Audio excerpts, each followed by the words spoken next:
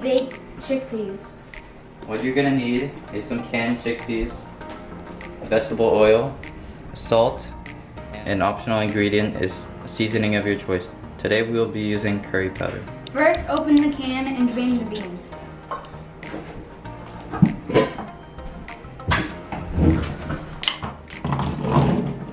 Then wash with cold water. Next, spread the chickpeas across the towel. Using the towel, take as much water with your towel off as possible. When you're doing this, the thin skin will come off. Try to get rid of the thin skin. When it's dry, put it on the baking sheet. Next, add a tablespoon of oil and salt. And then mix well. Now cook in a 400-degree oven till it gets crispy, probably around 30 minutes. Make sure you mix to prevent sticking once in a while. And you can tell it's crispy, so it's ready to eat. You can add your optional seasoning.